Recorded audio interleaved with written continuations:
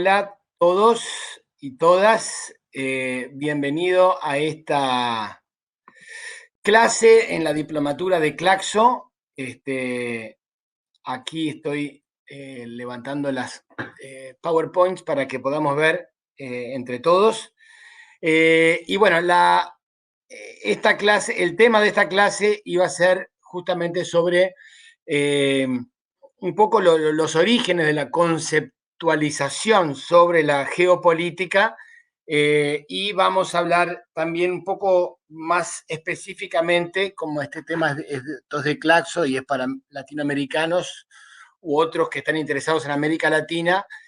Vamos a hablar también un poco más específicamente sobre algunos de los orígenes de la geopolítica o del pensamiento geopolítica en América Latina. Pero antes de entrar en la parte latinoamericana, vamos a ver un poco los orígenes de la concepción y el pensamiento en geopolítica en general.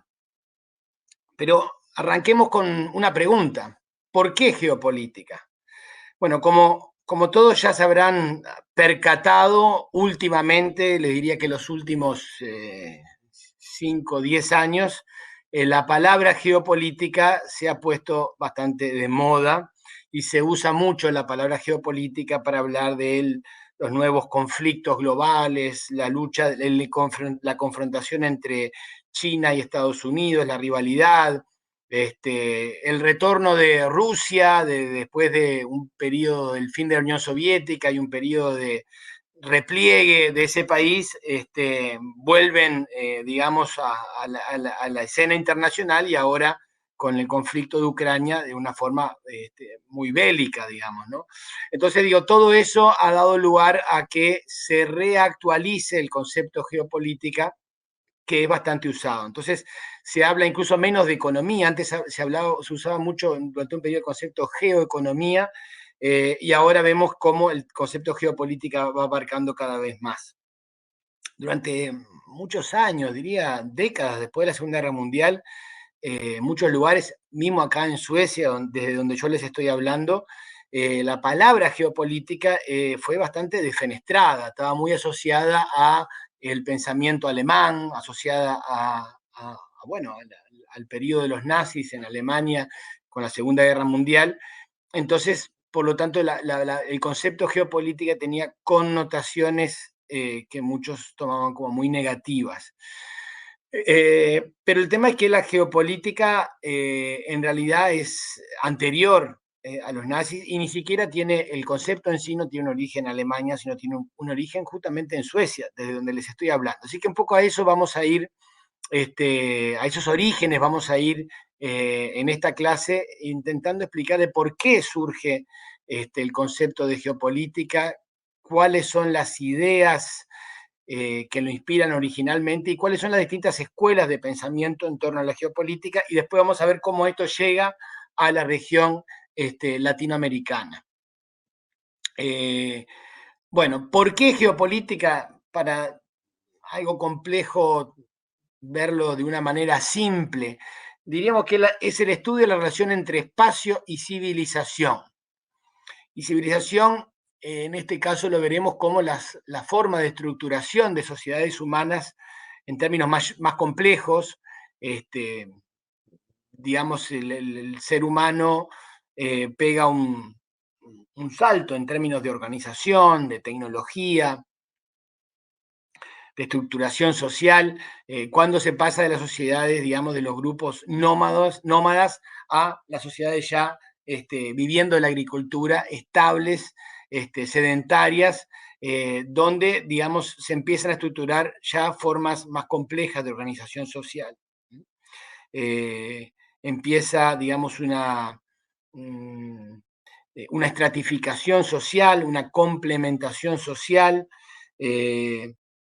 y en torno a estos, que tiene que ver con espacios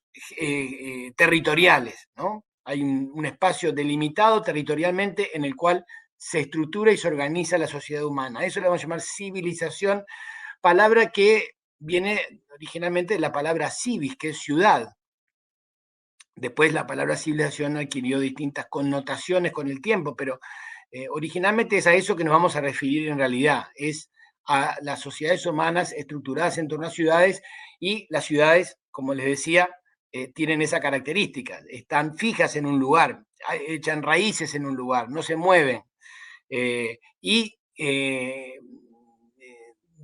Desde las ciudades, desde estos lugares fijos, se estructura el poder con, digamos, una visión de territorio u espacio. Generalmente se usan estos dos conceptos. Cuando hablamos de espacio, aquí vamos a hablar de territorio, fundamentalmente, ¿no? Entonces, ¿cómo las sociedades ejercen el poder en un espacio determinado? Cuando se plantea esto en términos de territorio, ahí es donde vamos a hablar de geopolítica, fundamentalmente. A esto le vamos a ver después cómo tiene elementos más avanzados, pero digamos, básicamente sería eso. En el comienzo había solo territorio, no había,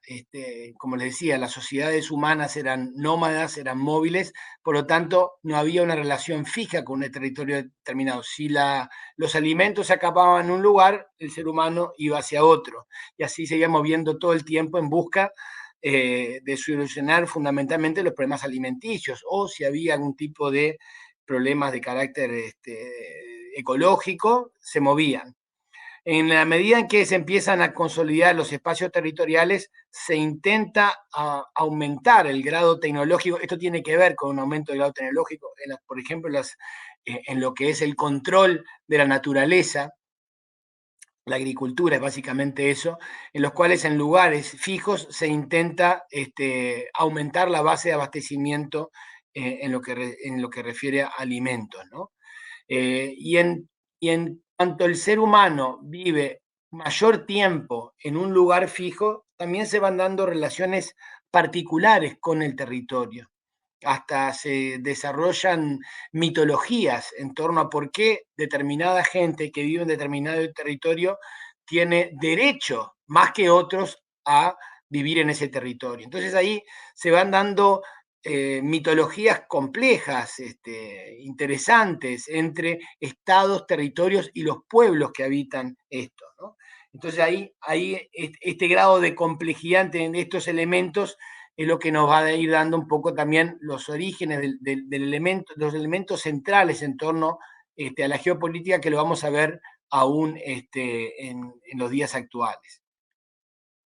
En esto quiero mencionar un poco específicamente el papel del Estado. Su civilización, digamos, como yo lo veo, tiene que ver con ciudades, y las ciudades en su forma de estructuración, ya como forma más moderna de estructuración humana, y la palabra política surge acá, viene de la polis, ¿no? Que es la ciudad. Esto ya con origen en los griegos. Ahí va surgiendo el Estado, que es una forma más avanzada de estructuración y organización de la sociedad humana en un espacio territorial determinado. Acá pongo una cita de Charles Tilly, que es un estadounidense que ha analizado esto, está en inglés, pero digo, lo que se plantea acá es que el Estado es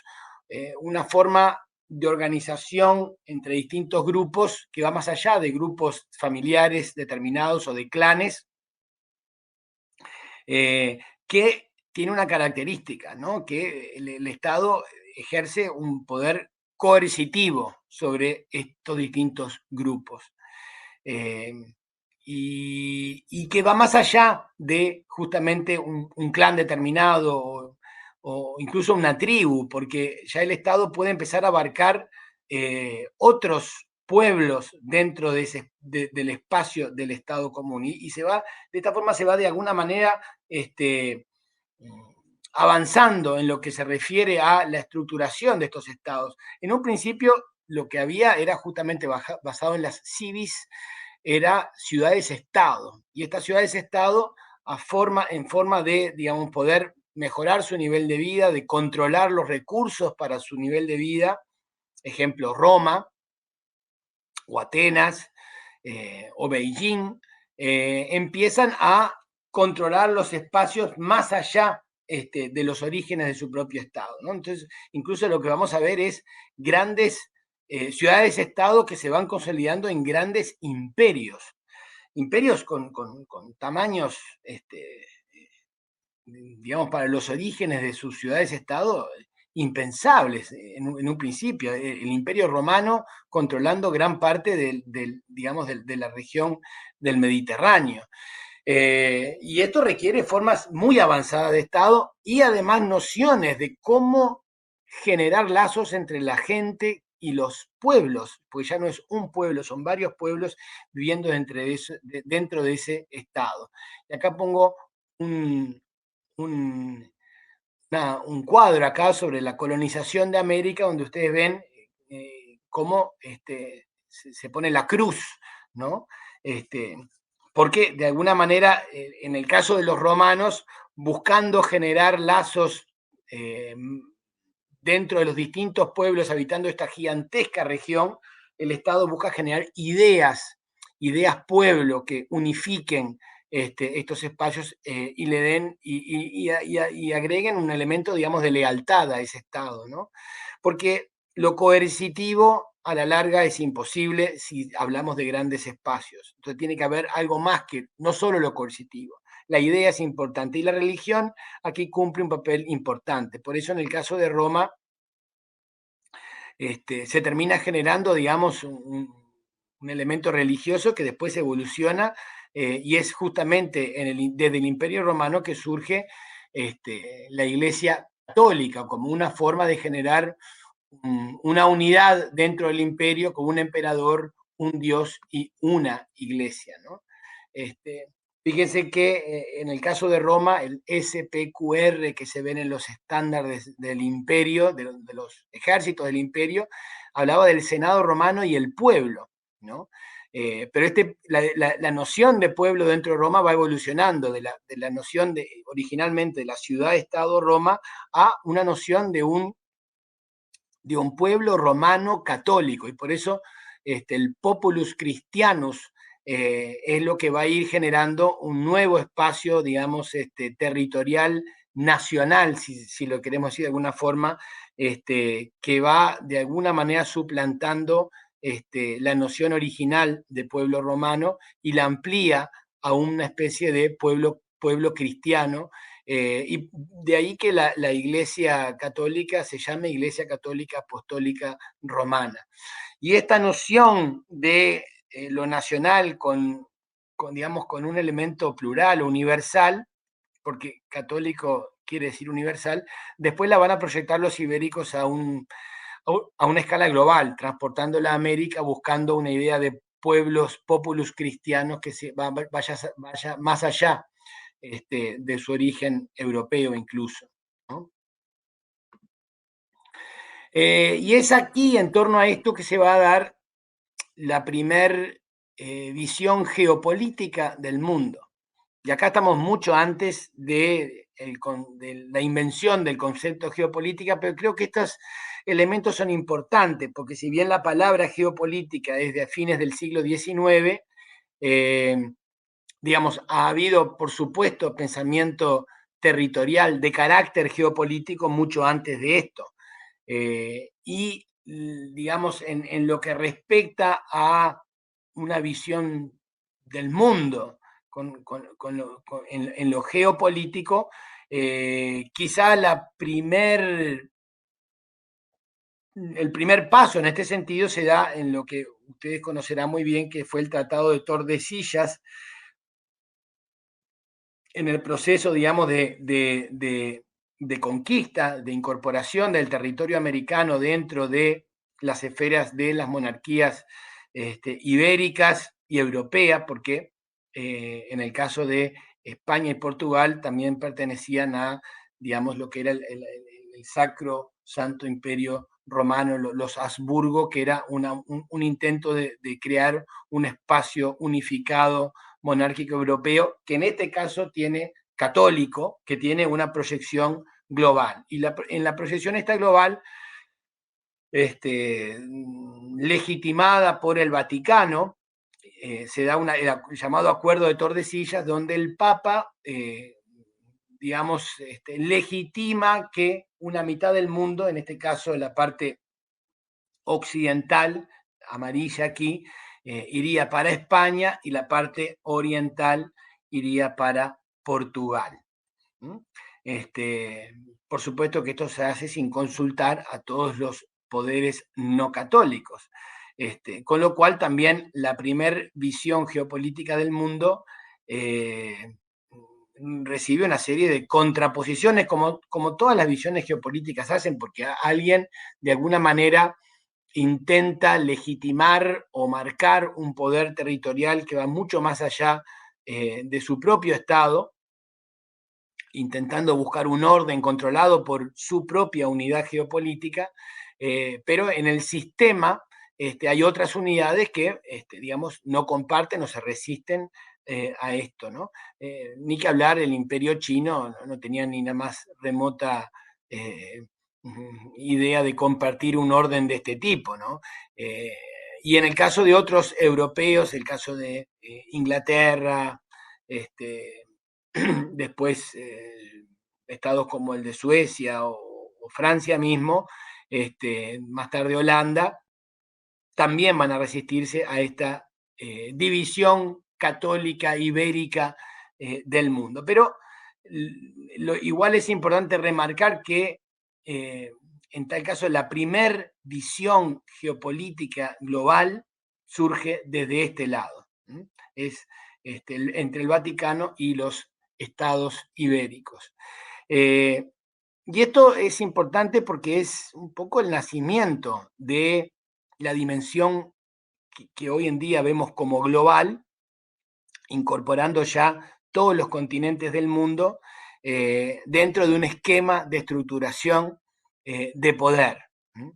Y esto es el primer paso a el sistema mundial que hoy es algo obvio y natural, pero que es importante remarcar y como veremos más adelante, es algo que está en constante cambio. No es estático de ninguna forma, es un proceso que constantemente va adquiriendo nuevas connotaciones y nuevas estructuraciones de poder. Algo que se va dando en esta estructuración de poder global es, digamos, la formación de nuevos estados nacionales. El caso de España o Portugal se van formando en gran medida en la medida que se va produciendo la misma conquista del territorio americano. Acuérdense que cuando Colón recibe el apoyo de los monarcas españoles es en el momento prácticamente del fin de la guerra con los moros y la toma de Granada, donde recién España se estaba consolidando como un Estado independiente, propio, y al mismo tiempo se va, digamos, incorporando territorios de lo que va a ser la misma España, las Islas Canarias y los territorios americanos, ¿no? Pero todo esto se va dando en base a una motivación también económica, que va generando no solo un nuevo contexto geopolítico, una nueva dimensión que va catapultando y proyectando a los estados europeos, sino que también va significando una nueva dimensión en lo que respecta a los espacios económicos y a nuevas fuerzas que van a ir de alguna manera influenciando los espacios estatales, que es la fuerza del mercado. Aclaremos que en el caso de los europeos, cuando se va dando este proceso, digamos, de incorporación de territorio americano a su esfera territorial, estadual, geopolítica, y incorporándolo en la construcción de un sistema global, lo que hoy conocemos como Europa o Europa Occidental, era en realidad una periferia del continente euroasiático, presionada, marginada. Digamos, los proyectos y las expediciones de intentos de buscar nuevas rutas al mundo eran cuestiones costosas y tremendamente arriesgadas. y se lanzan a eso porque estaban bloqueados en los espacios comerciales hacia el oriente, que antes habían sido muy lucrativos a través del Mediterráneo, porque el Imperio Otomano toma Constantinopla 1453 y va bloqueando los caminos anteriores que conectaban el comercio europeo con los espacios más allá del Mediterráneo. Entonces, al ser bloqueados en esto, pierde una fuente de recaudación de recursos importante. En gran parte, en torno a mucho de esto, vivían ciudades-estados de lo que hoy sería Italia, que al perder el contacto con Constantinopla y el acceso hacia el otro lado, pasan a ser marginados. Entonces, se invierte en gran manera en las expediciones para buscar nuevas rutas a lo que era realmente la fuente de atracción de las casas comerciales europeas, que eran los centros comerciales en China y lo que ahora sería la India, que no existía en aquel momento. Existían, también la India estaba dominada por ciudades-estados proyectadas en imperios, ¿no? Eran las especies, la ruta de la seda, que hoy se ha puesto de moda nuevamente. Todo eso, digamos, era lo que se buscaba reconectar a través de los mares. Y la península ibérica era la que estaba geográficamente en mejores condiciones de buscar esos espacios. Y por eso es la que dirige el proceso, financiada en gran medida por las ciudades-estado italianas, por ejemplo, Génova, y también más tarde por las ciudades-estado de Alemania.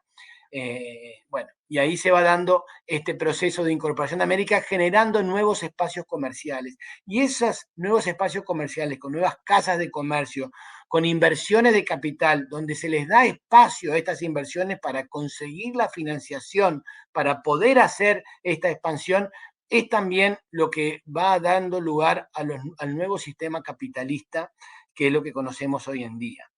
Y los productos de América son realmente los que financian en gran medida este primer paso de esta proyección, porque la plata que surge de las minas, tanto en Potosí, en Perú, o Zacatecas, en México, es el producto que realmente, o la mercancía que realmente sirve para acelerar y para, digamos, generar un mayor tráfico comercial que sea rentable con China y con la India. Entonces lleva la plata hacia China y de la China y de la India hacia Europa vuelven las porcelanas, las telas y las especies que eran tan codiciadas. Y eso va generando fuentes, digamos, de capitalización, donde crecen las monarquías, consolidan sus estados y también crecen las casas comerciales. Entonces, aquí es donde esta conexión entre Estado, territorio y mercado va generando nuevos espacios y diferentes dimensiones que interconectan los espacios con los estados, a veces conflictivas, ¿no? Se mueven a distintas velocidades, a veces los espacios estatales o civilizaciones, que los mercados, pero sin duda hay una influencia mutua entre estas dimensiones. Y esto va generando procesos de deterritorialización y territorialización. Deterritorialización en el sentido de que, por ejemplo, en el continente americano había civilizaciones que existían antes de que vinieran los europeos. Bueno, estas fueron destruidas, generándose deterritorialización al mismo tiempo que se regeneran nuevos espacios estatales que se van consolidando a través de la región, conectando áreas que no estaban antes conectadas, como se vinieron a conectar durante la época de la colonia, el norte americano con el suramericano, la región andina. Bueno, aquí se va generando una conectividad continental y intraoceánica que no se había dado anteriormente. Y esto es un nuevo proceso de territorialización en gran escala que se va avanzando durante este periodo. Y esto, aquí cambian los espacios estatales estaduales, digamos, si quiere decir una forma, geopolíticos y también los espacios civilizatorios, en términos culturales, ¿no? Porque puede haber civilizaciones más allá de un Estado, porque se comparten determinados valores, determinadas culturas. Así, por ejemplo, surgió en el espacio, en el continente americano, hubo un periodo, digamos, de unificación geopolítica entre España y Portugal, en un periodo llamado, en un proceso, en lo que llamó la Unión Dinástica, donde Portugal y España compartieron un mismo monarca. Después esto se quiebra en 1640, y Portugal vuelve a ser independiente de España, pero sin embargo hay un espacio civilizatorio que comparte, por ejemplo, la religión católica. A pesar de rivalidades, hay elementos comunes, ¿no? Entonces, ahí es donde pasamos a diferenciar un poco los elementos de civilizaciones, donde hay elementos culturales más allá de estados, y los elementos geopolíticos, que son más exclusivamente en torno a quien controla un espacio territorial determinado. Y ahí es donde empezamos a diferenciar los elementos geopolíticos de los civilizatorios en sí. Entonces decía, tenemos imperios, mercados, la plata fue muy importante, después en el caso de América, el azúcar, que genera también nuevos mercados interatlánticos, incorporando, conectando África con América por vía de la esclavitud, otra mercancía que se incorpora en esta dimensión comercial terrible, ¿no? Y además conectada al elemento de pueblos, porque genera nuevos pueblos, defragmenta a unos y conecta a otros. Entonces tenemos en América se va dando una nueva estructura poblacional donde se incorpora de manera muy fuerte, en algunos lugares casi mayoritario, los elementos afroamericanos dentro de los pueblos americanos, ¿no? Y todo esto, digamos, dentro del espacio de los imperios de ultramar. Más tarde, el algodón va a ser otro de las mercancías que conectará América con Europa y otro lugar del mundo a través de los textiles, que es la mercancía que va a ser la base de lo que va a ser después la revolución industrial, y por eso puse aquí esta foto de los niños trabajando en las máquinas textiles, que así se daban los primeros pasos de la industrialización, con niños trabajando y esclavos trabajando en los campos de algodón en Alabama, en Estados Unidos, sobre todo. Y acá vamos al tema de la industrialización, ¿no? Se va procesando el nuevo espacio global, estamos hablando del 1700, 1800, se va generando lo que se llamará la revolución industrial, cae, los imperios ibéricos son suplantados por nuevas fuerzas donde se logra una más eficiente conexión entre las dimensiones de mercado y Estado y pueblo. Los británicos toman ahí un papel predominante, generando los pasos hacia lo que sería un primer Estado nacional industrial, que va a ser la Gran Bretaña, logrando de esa forma una dimensión como unidad geopolítica mucho más efectiva y mucho más dominante que lo que fueron los imperios ibéricos en decadencia, donde el elemento comercial no logra el mismo dinamismo y no entran en lo que sería una fase tecnológica más avanzada de industrialización. Para eso lo logran los ingleses. Y ese es el salto que da la industrialización en términos tecnológicos, es lo que nos va, y acá nos va a ver a nivel global una mayor diferenciación entre los centros industriales y las periferias no industriales del mundo. El mundo se va a dividir cada vez más entre un centro industrial y una periferia no industrial, que también va a determinar elementos de colonial y colonizado en forma mucho más expansiva a nivel global que lo que se había dado en la primera fase digamos, de expansión ibérica. Y acá en esta tabla ustedes pueden ver lo que es el salto a partir del 1820 más o menos en lo que es digamos, el predominio en el GDP, en el, ¿cómo se llama? El Gross Domestic Product mundial, de Europa Occidental comparado con otras regiones del mundo, ¿no? Entonces, eso es que se da la gran divergencia a nivel global, en realidad la vamos a ver fundamentalmente a partir de el 1800 y el proceso de industrialización que se genera en ese momento. Y es acá que nace la geopolítica. El proceso, digamos, de diferenciación entre industrial y no industrial no se da solo a nivel mundial con los países latinoamericanos ya independientes o con la China imperial o la India, sino que se da dentro de la misma Europa, donde Inglaterra pasa a tener un papel totalmente predominante, victoriosa ante los ibéricos, la victoria ante Napoleón en 1815, determina una enorme predominancia inglesa, ya británica, frente a los otros países europeos. Y es ahí donde surge la necesidad por parte de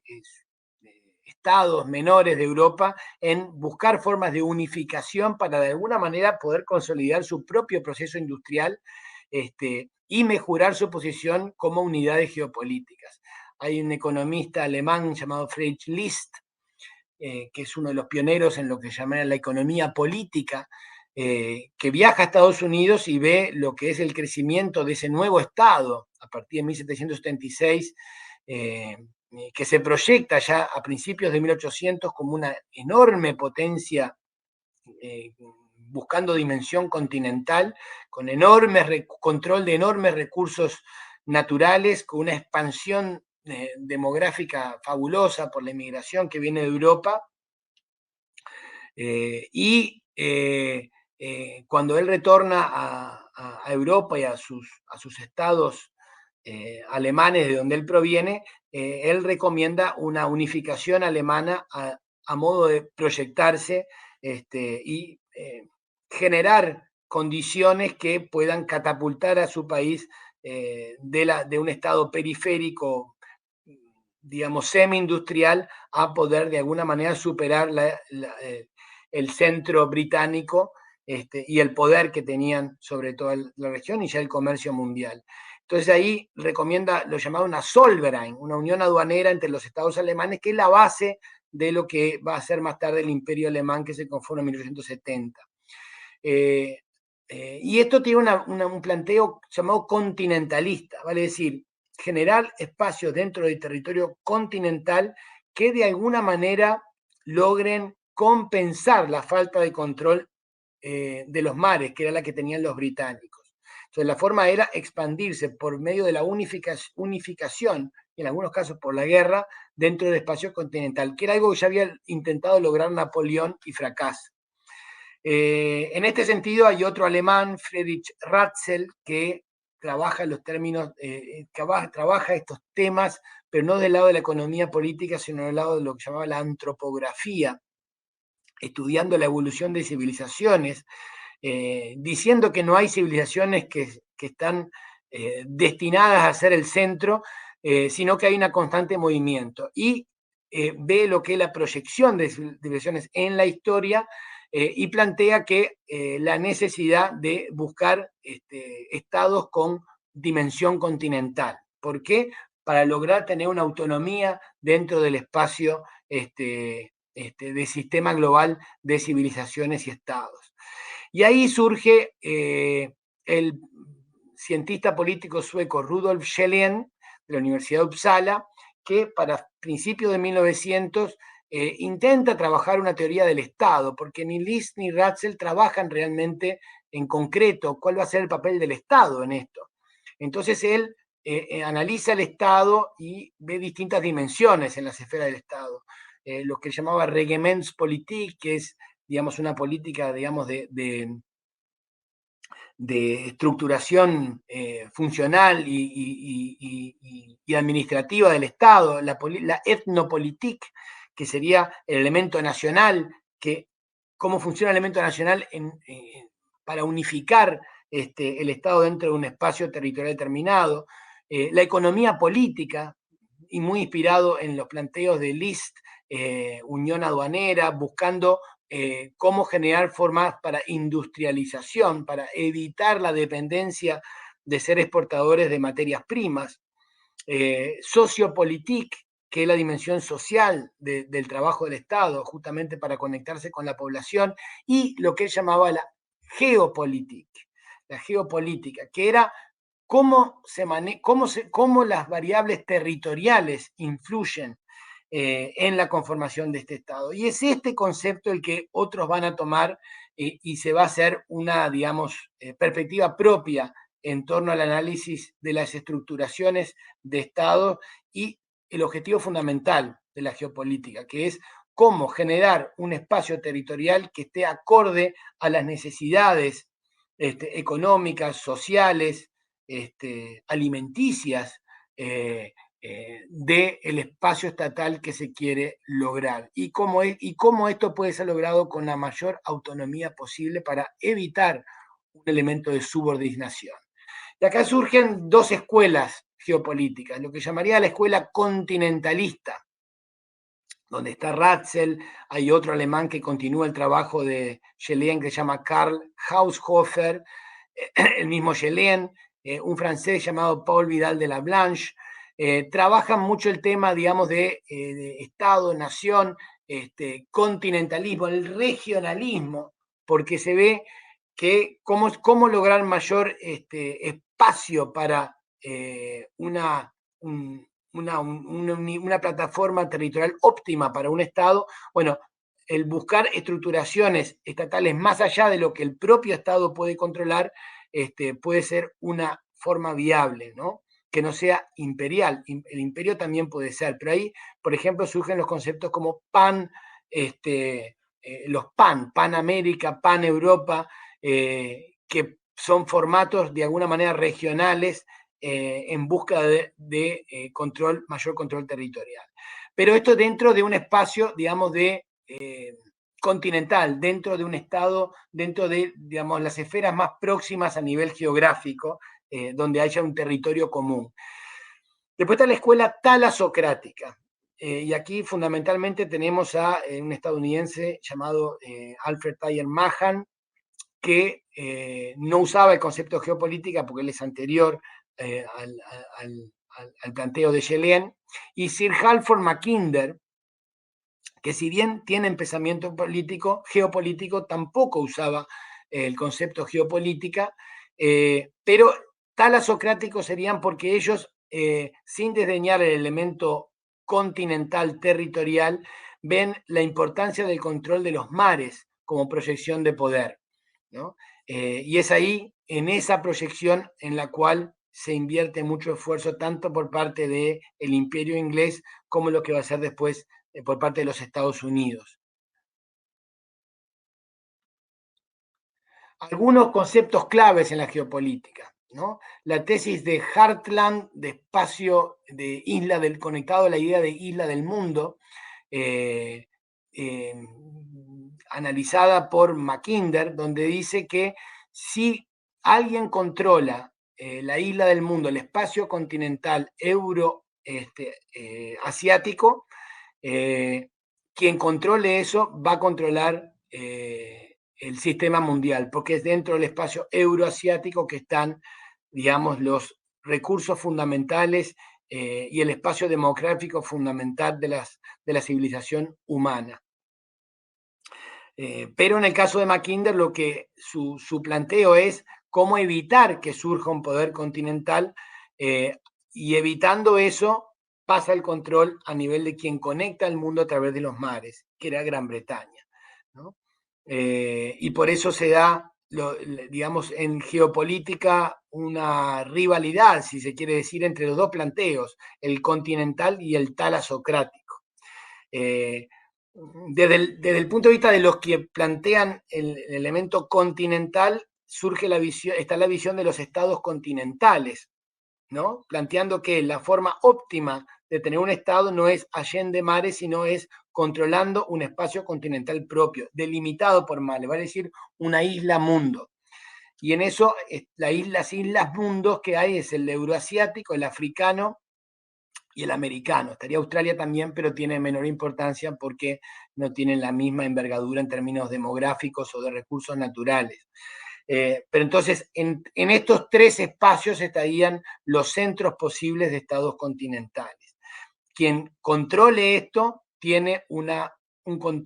plataforma más óptima a modo de buscar un espacio de predominancia a nivel global.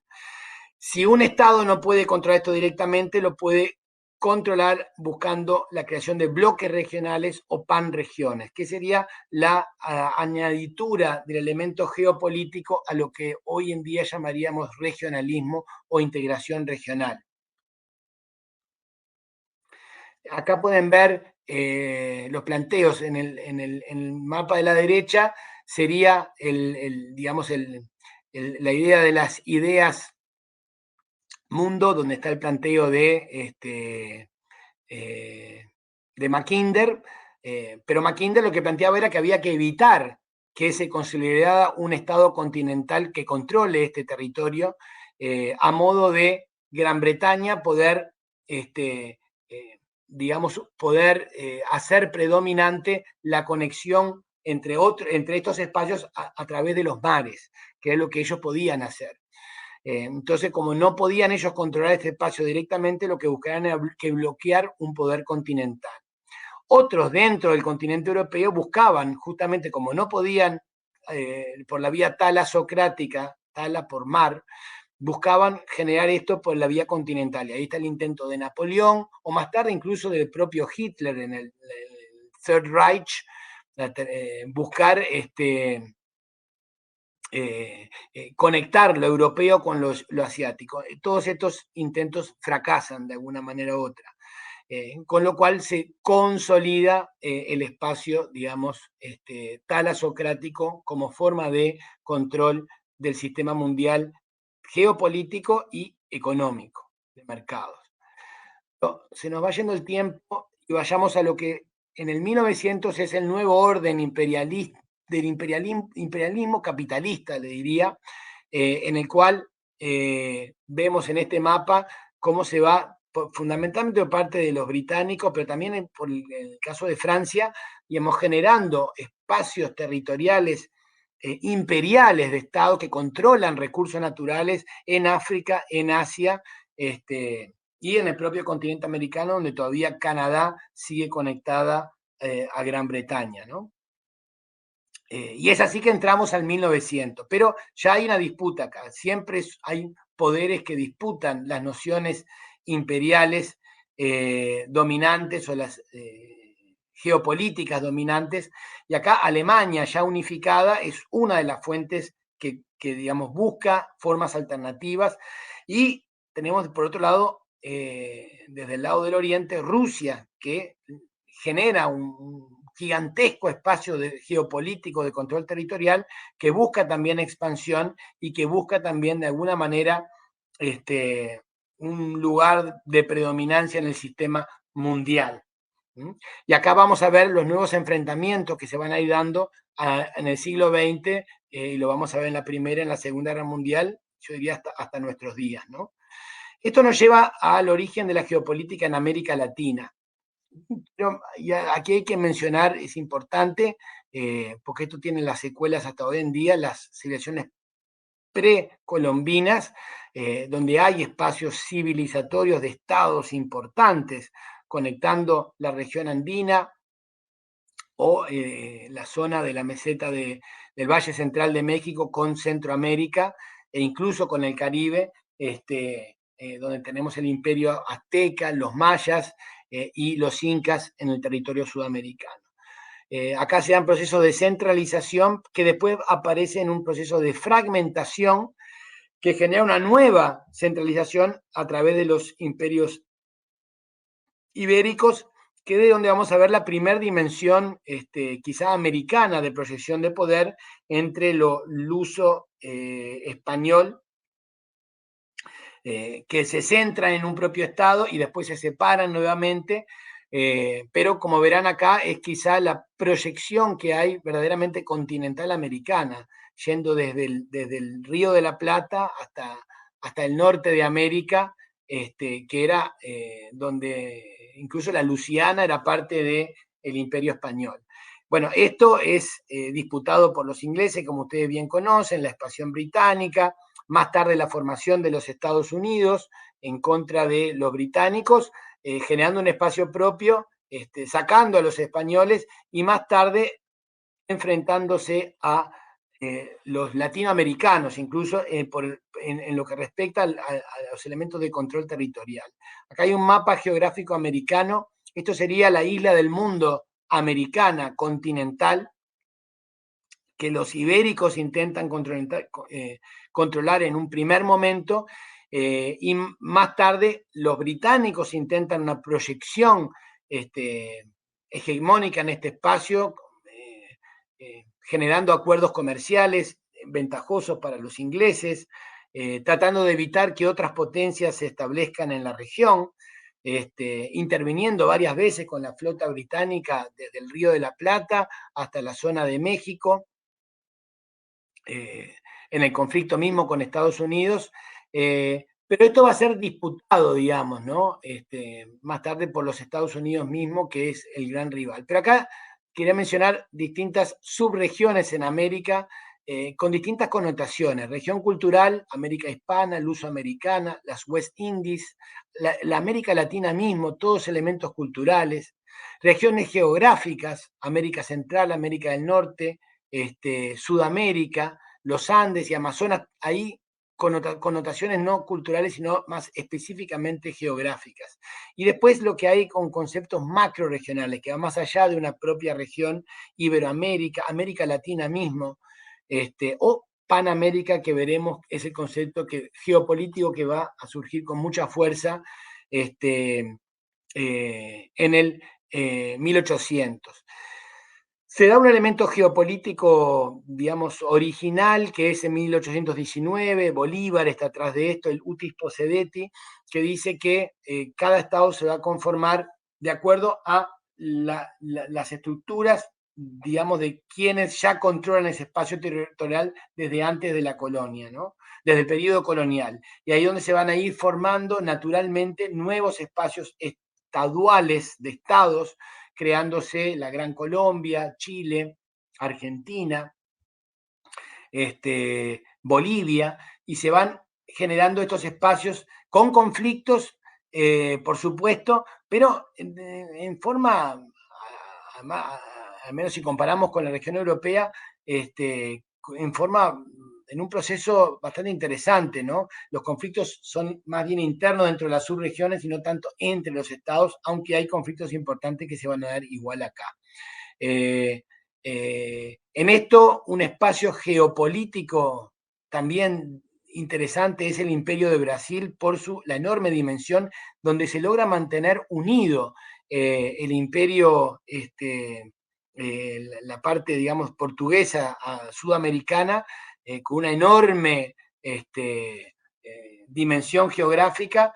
mientras en la parte hispana se genera aquí otro proceso de deterritorialización y de defragmentación territorial, generando los nuevos estados por separado, más allá de lo que era la búsqueda de Bolívar de generar un espacio común. Eso no se logra.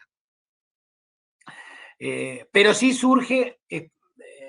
la iniciativa de Bolívar, de intento de unificación que fracasa, pero desde Estados Unidos surge también un elemento de geopolítico de intentar buscar una idea de proyección de Estados Unidos a nivel continental. Y ahí tenemos la famosa doctrina Monroe de 1823, que plantea que, digamos, el espacio continental americano es de interés de Estados Unidos, y que otra potencia que se quiera establecer en este espacio, de alguna manera entrará en conflicto con los intereses de Estados Unidos. Eso es la base de la doctrina Monroe de 1823, que no tienen poder en aquel momento para poder confrontar a imperios que intenten establecerse, por ejemplo, no el imperio inglés o otros. Ahí está el ejemplo de la toma de las Islas Malvinas por parte de Inglaterra, que fue donde Argentina hace un pedido de ayuda, llamando justamente por la doctrina Monroe a Estados Unidos, que no interviene en esto porque, bueno, no tenía la fuerza para contrarrestar por vía marítima a la gran potencia marítima del mundo. O sea que ahí están las limitaciones clarísimas de lo que sería la doctrina Monroe. Pero es una declaración de interés relevante, que si bien en 1823 no tienen la fuerza para implantarla, ya a principios de 1900, por 1904, con la presidencia de Ted Roosevelt, se da el colorario Roosevelt a la doctrina Monroe, donde se plantea el papel de Estados Unidos como gran potencia hegemónica en la región, donde cualquier intervención de otro poder europeo en la región tenía que pasar por vía de Estados Unidos, que además se planteaba el papel de interventor y ordenador como policía continental, por encima digamos, de los derechos de soberanía de los países latinoamericanos. Es una idea geopolítica hegemónica, con un planteo claramente imperial, lo cual vamos a verlo, por ejemplo, en la intervención en los asuntos del Canal de Panamá, también a principios del siglo XX, que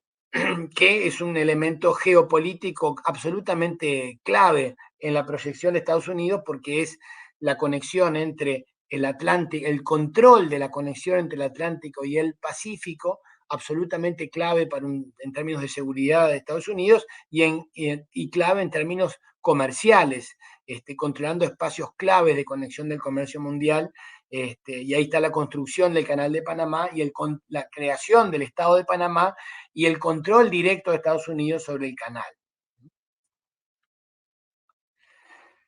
Y la doctrina Monroe establece también una nueva división geopolítica del mundo, que no tiene relevancia en 1823, pero sí la tiene a principios de 1900, en lo cual Estados Unidos de alguna manera se decreta e intenta ejercer una hegemonía sobre la isla mundial americana. Y aquí tenemos las teorías geopolíticas que planteaba, donde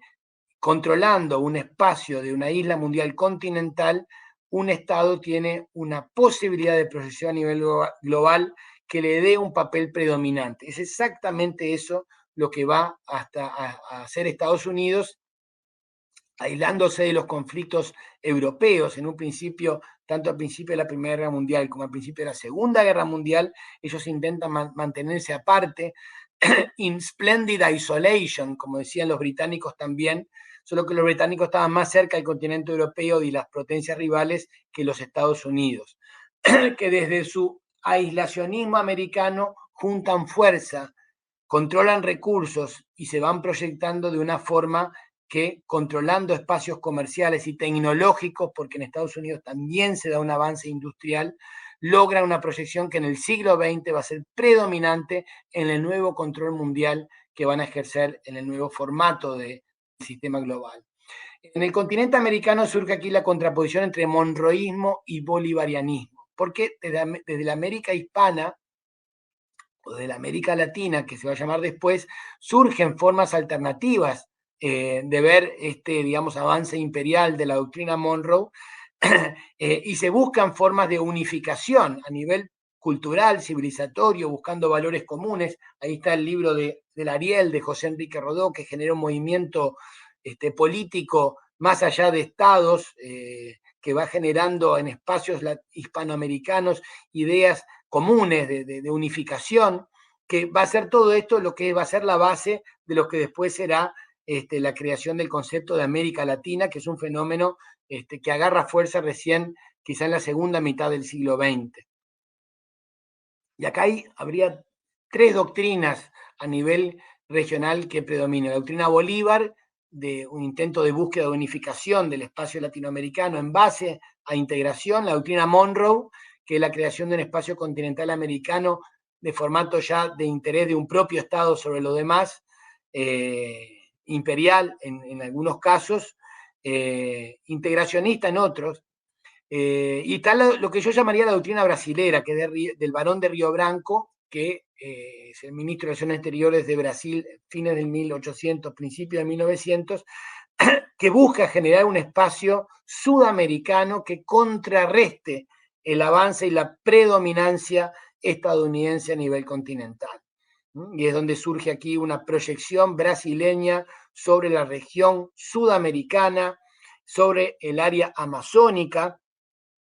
que por medio de negociaciones intenta generar una proyección geopolítica para Brasil que, de la mano de el gran negociador, el Barón de Río Branco, tiene un éxito tremendo, un resultado tremendamente exitoso para Brasil, buscando ya generar espacios también de avance tecnológico, ¿no? Ahí vamos a ir acá. Hay aquí en este periodo, ya a mediados del siglo XX, ya empiezan a surgir los planteos concretamente geopolíticos en América Latina. El primer rastro que tengo de algo de esto en español es de Jorge Vivó en México, que era un cubano, un geógrafo, que plantea que la geopolítica es la ciencia que estudia las relaciones que existen entre la tierra, lo territorial y las instituciones políticas. Y desde México, desde la UNAM, la Universidad Nacional de México, lanza un llamado a la creación de un Estado continental latinoamericano,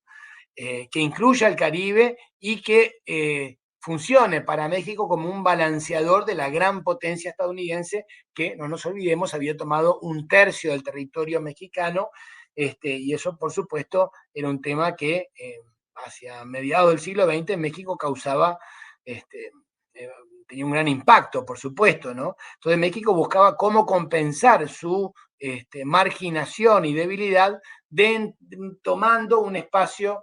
digamos, de civilización latinoamericana y de geopolítica latinoamericana, buscando crear un espacio estatal común. Y aquí es donde aparece el planteo geopolítico continental a nivel americano, pero en este caso buscando un espacio latinoamericano. Everardo Backhauser en Brasil es quien primero menciona el concepto de geopolítica en América, bueno, al menos en América Latina. Era un brasilero que hablaba alemán y en la década del 20,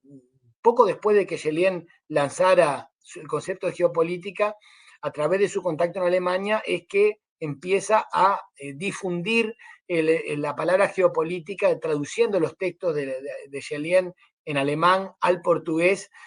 y generando un espacio de pensamiento brasilero de cómo buscar una forma óptima territorial que genere un espacio de crecimiento y de fortalecimiento del Estado brasilero. Y es mucho en torno a esto que el continentalismo a nivel sudamericano va logrando una proyección más racional, si se quiere, por vía del planteo geopolítico. En Brasil la geografía es tremendamente importante porque de alguna manera necesitan proyectar ese enorme territorio que tienen, y la obsesión de no perderlo a otras potencias. Y estaba siempre la amenaza de otros, y durante el siglo XX de los propios Estados Unidos, intentando controlar recursos del Amazonas. Y bueno, surgen así proyectos geopolíticos, planteando un Estado continental americano, latinoamericano y sudamericano. Digamos, hay 3 proyectos geopolíticos en la región americana que se van dando al mismo tiempo. Desde Argentina surgen iniciativas en ese sentido. Acá quizá tenemos 3 figuras que van planteando esto. Perón, en Argentina, es quien empieza a hablar de un Estados Unidos de Sudamérica como forma geopolítica, no negando el elemento latinoamericano como espacio cultural o nacional, macro regional que forme como una base nacional de este Estado, porque un Estado, y es un elemento importante de la geopolítica, un Estado tiene que tener una plataforma nacional. Estado sin plataforma nacional o proyecto de creación conjunta de Estados sin plataforma nacional siempre arriesga una debilidad de división, de no poder sobrellevar bajones económicos o políticos y de fragmentación. Si hay una idea fuerte, esa idea puede generar lazos de solidaridad que den sustento a espacios estatales comunes que logren una mayor resiliencia ante conflictos, problemas o agresiones, intervenciones externas. Y por eso Juan Domingo Perón era muy consciente de esto y de la no eliminación de un elemento nacional latino o hispanoamericano. Pero a nivel geopolítico no veía viable la creación de un Estado latinoamericano, pero sí la proyección de una idea continental sudamericana. Y en esto se acercaba mucho a Getúlio Vargas, que es el gran modernizador de Brasil, es quien intenta buscar una proyección geopolítica a Brasil juntamente con un proceso de modernización económica tendiente a la industrialización, cosa que también planteaba Perón. Y entre ellos pensaban que no iba a ser posible la industrialización realmente y la superación de la fase, digamos, de exportación de materias primas si no había un espacio conjunto regional que generara de alguna manera complementariedades y mercados domésticos más fuertes. Y es esto, muchas de estas ideas que van a surgir como base de lo que es la creación después de la Comisión Económica para América Latina y el Caribe, y el apoyo de estados que se da a la CEPAL, creada en 1948, como una comisión económica, pero que los estados la apoyan. Y aquí el papel de México es importante y en México se da una concepción nacional mexicana, también buscando la industrialización, la nacionalización, dándole un papel protagónico al Estado y buscando una conexión con los socios regionales. Y todo esto va a ir de alguna manera proyectándose en espacios de integración regional. La CEPAL es algo que se apoya conjuntamente. Después tendremos lo que será la creación de la... ¿dónde estamos? Acá. De la ALADI en 1961, la Comunidad Andina en 1969. Acá hay una serie de espacios que ya vienen dándose desde el 1800,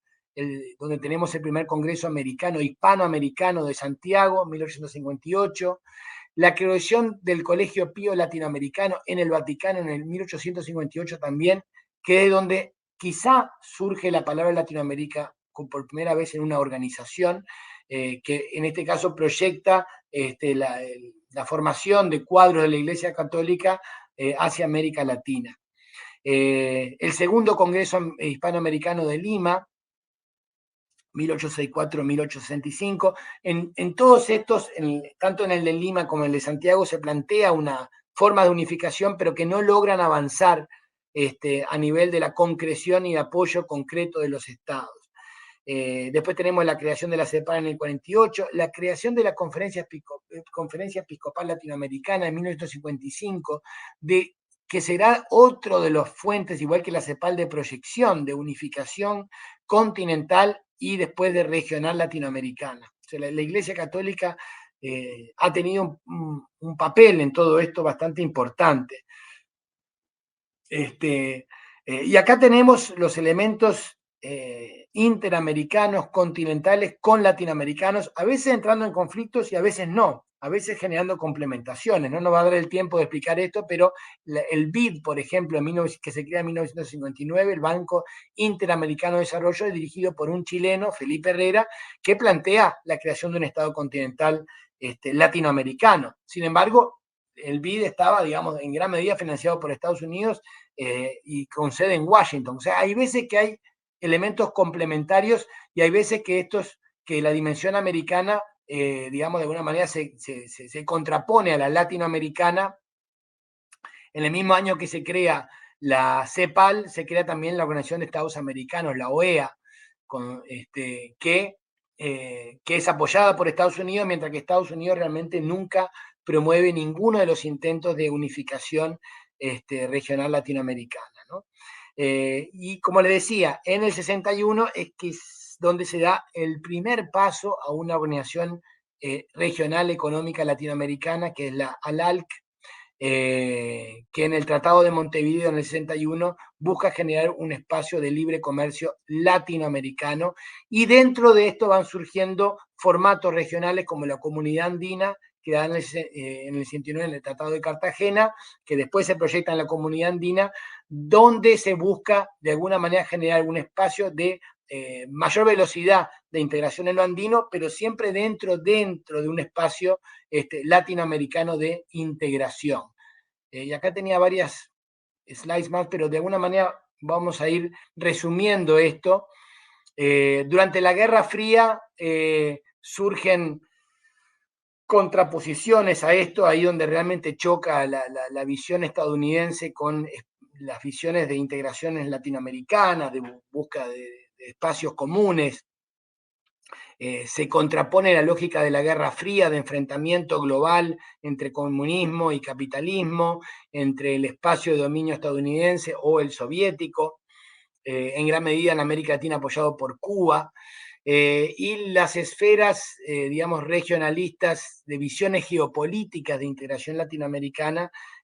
pierden más y más espacio en esta dicotomía a nivel global entre la Unión Soviética y Estados Unidos, entre capitalismo y socialismo. Y entonces eso genera también una pérdida de espacio de las geopolíticas latinoamericanas de integración,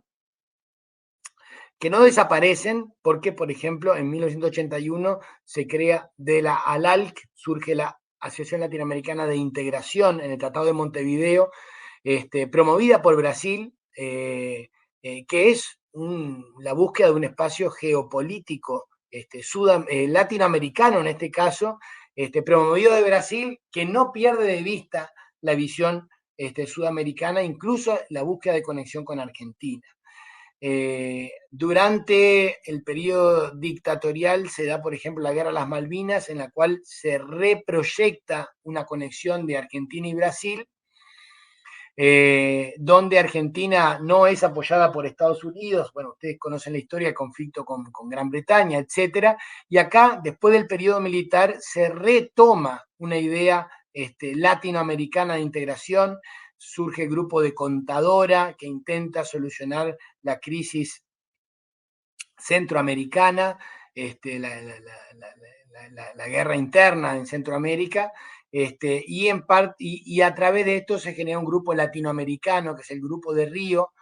donde por supuesto está Brasil, que busca creación de mecanismos políticos de integración, donde reaparece la idea de la proyección geopolítica latinoamericana nuevamente. También surge una nueva fuerza a nivel de lo interamericano promovido por Estados Unidos. Hay una nueva OEA que se toma la idea del nunca más con respecto a las dictaduras e intenta generar un nuevo espacio de proyección americana que de alguna manera se complementa y se contrapone a lo latinoamericano que va también resurgiendo. La nueva característica del periodo postguerra fría es el papel de Brasil, habiendo ya logrado un mayor nivel de industrialización, en el medio del proyecto de postguerra fría, digamos, de retorno a la democracia, de un enorme impacto de lo que sería el neoliberalismo, el consenso de Washington, la búsqueda de liberación de mercados,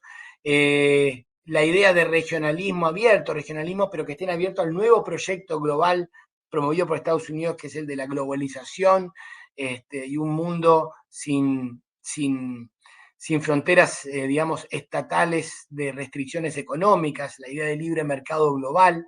que en América se proyecta a través de lo que llaman la Acción de Libre Comercio Americano, el ALCA, que es de los 90, y esta es la proyección geopolítica panamericana que resurge en los 90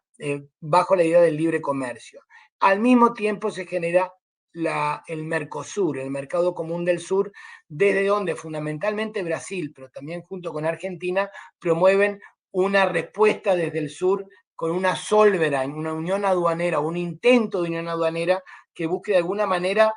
neutralizar los efectos negativos del libre comercio ante los procesos o las industrias que ya se habían estado construyendo en el sur, y que en el caso de Brasil representaban ya una fuerza importante en su economía y en su intento de proyección a nivel regional y global. Y el ALCA no se concreta y permanece el Mercosur, que con todos los problemas sigue existiendo hasta nuestros días. Y acá es un poco las proyecciones geopolíticas que les planteaba, ¿no? La geopolítica latinoamericana, a nivel latinoamericano, si bien hay visiones geopolíticas desde países con los intereses propios de su país, en el caso, por ejemplo, de Chile, durante el gobierno de Pinochet, se da una geopolítica chilena muy asociada a lo que sería el elemento interamericano, a Estados Unidos, a los principios globales de la Guerra Fría, buscando la conexión de Chile con esa gran potencia y denegando de los espacios regionales. O sea, esas geopolíticas de, digamos, estadocéntricas latinoamericanas existen hasta hoy en día, pero están las otras que son las geopolíticas de desarrollo, le llamaría yo, que conllevan un elemento integracionista. Y esas son las que de alguna manera geopolíticas que están también, que a veces pierden fuerza y que a veces son más predominantes. Un retorno de predominancia de esta proyección geopolítica latinoamericana lo vamos a ver en el 2008-10 con la creación de UNASUR, la Unión de Naciones del Sur, o la creación de la CELAC, la Comunidad de Estados de América Latina y del Caribe, donde se dan esta forma de proyección, que después va a ser debilitada nuevamente y que quizá hoy en día estará nuevamente de retorno, todavía es incierto bien en qué formato. Pero la geopolítica latinoamericana de alguna manera se va dando entre esas fluctuaciones entre elementos, tendencias más regionales o regionalistas y tendencias más estadocéntricas, generalmente ligadas a una gran potencia externa. ¿Cómo se proyectará esa geopolítica hoy en día con respecto a la continuada aspiración de Estados Unidos en ejercer su papel predominante en el continente y la rivalidad china que ahora se proyecta sobre todo hacia Sudamérica? Bueno, eso está por verse y ahí veremos cuáles serán las nuevas proyecciones geopolíticas que veremos desde la región americana. A nivel global, están las proyecciones geopolíticas, por supuesto, desde Estados Unidos, que van cambiando. Si bien había un planteo que planteaba una geopolítica de la globalización, esto hoy en día, de alguna manera, ha cambiado para una idea de America First, o Estados Unidos primero, buscando generar espacios de control de cadenas de valor más cercanas a la región o a su propia región, y es ahí donde hoy en día vemos una generación, digamos, de proyección a nivel norteamericano en el nuevo tratado de Estados Unidos, Canadá y México, que genera una conexión, una incorporación de México en el mercado norteamericano que no hemos visto anteriormente con mucho mayor fuerza. De que hay un nuevo elemento a tomar en cuenta. Y tenemos también la geopolítica china, con el tema de la ruta de la seda a nivel continental euroasiático y en su proyección ultramar, que es el nuevo elemento chino, que también va a generar nuevos elementos que por supuesto deben ser analizados en América Latina porque plantea un nuevo contexto global en el cual América Latina tiene que pensar a modo de una inserción en el sistema mundial y digamos que la pregunta clave ahora como antes es qué tipo de inserción los latinoamericanos quieren en el mundo, como subordinados a una gran potencia o buscando el mayor espacio de autonomía posible. Y ahí está la pregunta central y con eso voy a terminar la clase de hoy. Bueno, muchas gracias por su atención, espero que esto les haya sido de utilidad. Adiós.